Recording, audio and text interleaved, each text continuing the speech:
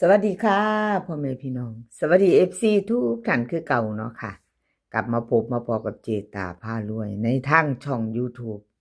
เหมือนเดิมค่ะคลิปนี้เจตาก็จะว่างแนวทางของลาวพัฒนาค่ะเป็นของวันที่8เป็นวันจันทร์เนาะค่ะเห็นอยู่นี่ประวัติเลขลับวงในไทยมักหวยค่ะประวัติของเพิ่นที่ผ่านมาเนาะพี่น้องนี่เลขลับวงในเพิ่นกับเขาไป4-5เนาะ2เซียนดังพี่น้องคลิปนี้จะมี4เซียนดังค่ะเลขลับวงในไทยมักหวยดาพารวยรับสายด่วน4เซียนค่ะพี่น้องอันเจตาอ่านซื้อให้ฟังก่อนถ้าพี่น้องอัน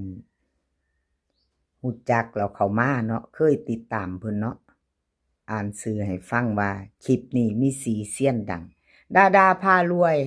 รับสายด่วนไทยมักหวยเลขลับวงในค่ะ4เซียนถ้าใครชอบคนใดเนาะพี่น้องในคลิปนี้เนาะก็เข้ามารับชมรับฟังไปน้ำกันแล้วก็มาเตรียมแคปหน้าจอไว้ไปรุ่นเนาะค่ะมารับชมรับฟังไปน้ำกันเนาะเบิ่งของไผก่อนพี่น้องเบิ่งเลขลับวงในก่อนเนาะเบิ่งลับวงในก่อนจังไปหาไทยมักหวยต่อไปลับวงในค่ะเพิ่นเข้าไป145 3ตัวบน91ล่างวิ่งลูดเข้าไป4ค่ะ45บ่ได้กลับ2ตัวบนเนาะเข้าไป2ตัวบนค่ะลับวงในมีไผใดไผตามน้ำเพิ่นบ่ FCมีไผมานบ่มีไผตามบ่น้อลุดไปเด้อค่ะวันที่3เลขทุกตัวเอามาวางเพื่อเป็นแนวทางค่ะโปรดใช้วิจารณญาณในการรับชมเป็นอย่างสูงเนาะค่ะมาไปเบิ่งตัวใหม่ของเพิ่นเลขลับวงในค่ะวันที่8ไปรุ่นต่อไปใหม่เนาะค่ะพี่น้องยังบ่ทันใดท่านตามก็เอาไปพิจารณาแคปหน้าจอไว้เนาะเลขลับวงในกับขอบุญขอบคุณเลขลับวงในหลายๆเด้อค่ะที่ให้แนวทางมาวางทางช่องของเจตาเนาะกับขอบพระทุนเป็นอย่างสูงค่ะวิ่งรูดค่ะเพิ่นให้มา0กับ3ค่ะ2ตัว4หาง03 02 37 38ค่ะเบิ้ล00 33 3ตัว3หาง02 03 03 038ค่ะวิ่งลูดเด่นทอกัน0กับ3ค่ะรับวงใน03กับ38ค่ะเพิ่นเน้น2หาง3ตัวเน้นหางเดียวค่ะ038แคปหน้าจอค่ะใครจะไปต่อกับเพิ่นเลขรับวงในเนาะค่ะแคปหน้าจอวัยรุ่น2 ทุ่มครึ่งเป็นวันจันทร์วันที่8เนาะค่ะไทยมักหวยค่ะไทยมักหวยพี่น้องFC ผู้ใดตามไทยมักหวยอยู่ชอบกระจัดขัดกระพานเนาะค่ะมีไผตามเพิ่นบ่ FC อยู่ในใจไผก็จัดไปเนาะค่ะถ้าชอบ145ค่ะ3ตัวบน91ล่างค่ะวิ่งรูดเพิ่นเข้าไป5กับ1วิ่งรูดแล้วก็54เนาะค่ะออกตัวกลับล่าวออก45ของเพิ่นเข้า54เนาะพี่น้องไทยมักหวยใครจะตามต่อเตรียมแคปหน้าจอค่ะเตรียมแคปหน้าจอ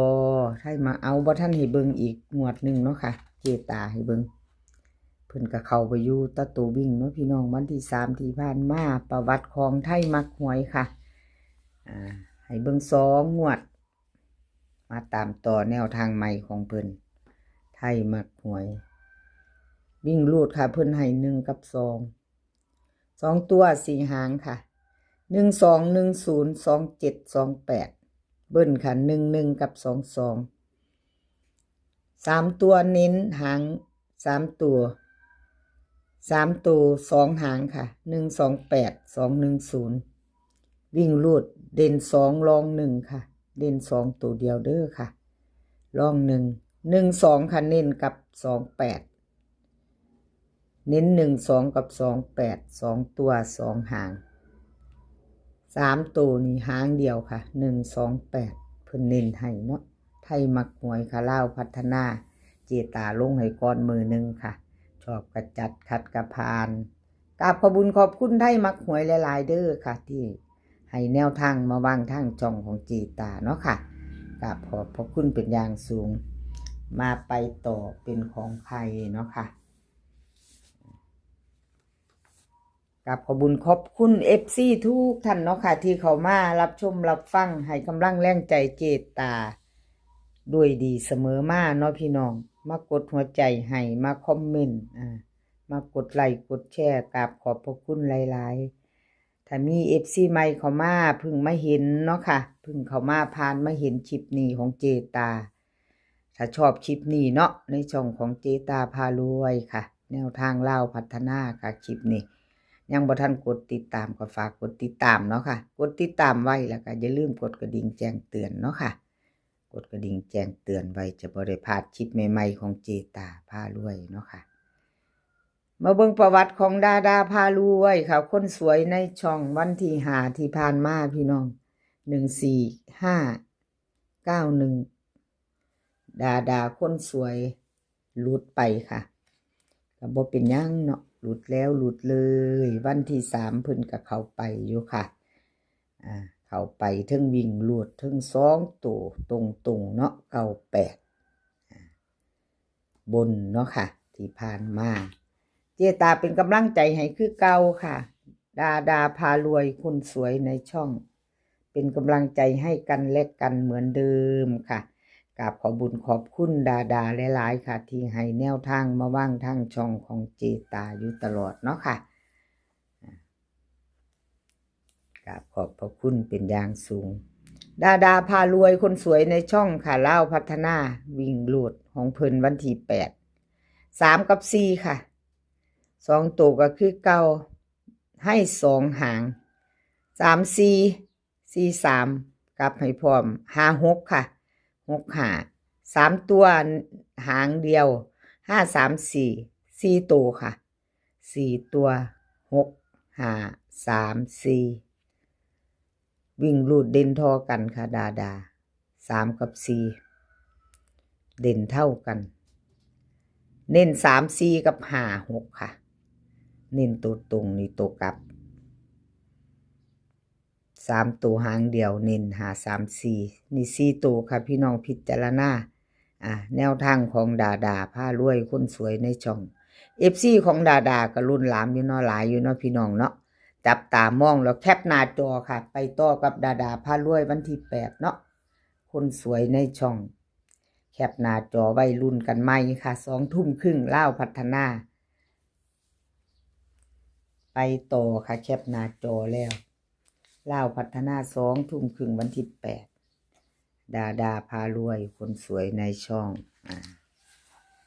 รับสายด่วนค่ะรับสายด่วนก็ยังบ่ทันหลุดเนาะค่ะเข้าไปอยู่วิ่งหลุดวิ่งหลุดเพิ่นเข้าไปอยู่ค่ะ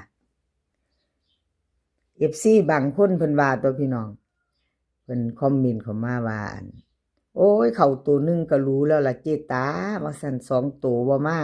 วิ่งหลุดเข้าอยู่ก็ถือว่ารู้แล้วว่าซั่นถือว่าดีแล้วว่าซั่นเพิ่นว่าโอ้ยกราบขอบคุญขอบคุณหลายๆเนาะค่ะที่มาเป็นกำลังแรงใจให้เนาะ2ตัวมา1ตัวก็รู้แล้วล่ะเจตาว่าซั่น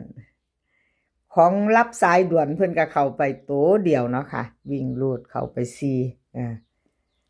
ตัวมา1ตัว2ตัวมา1ตัวคือ FC ว่าแล้วเนาะพี่น้องยังดีอยู่มาตัวนึงอยู่เนาะกราบขอบคุญขอบคุณรับสายด่วนหลายๆค่ะที่ให้แนวทางมาวางทางช่องของเจตาเนาะกราบขอบพระคุณเป็นอย่างสูงค่ะลาวพัฒนาวิ่งรูดวันที่8เพิ่นให้มาค่ะวิ่งรูดเพิ่นให้มา3กับ7 2ตัว4หางค่ะ38 74 32 31เบิ้ล33 77 3ตัว2หางค่ะ732 738วิ่งรูดเด่น3ร่อง7ค่ะ2หางค่ะเพิ่นเน้น38กับ31 3 ตัวค่ะ3 ตัวเน้นหางเดียว738ค่ะรับสายด่วนแคปหน้าจอค่ะใครจะไปต่อกับเพิ่นกับขอบคุญขอบคุณหลายๆที่ให้แนวทางมาว่างทางช่องค่ะรับสายด่วน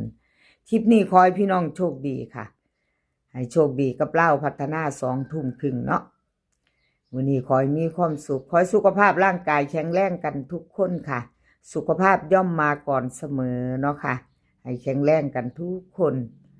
เดินทางไปไสก็ขอให้ปลอดภัยค่ะเดินทางไปขอให้มีโชคกลับมาก็ขอให้มีชัย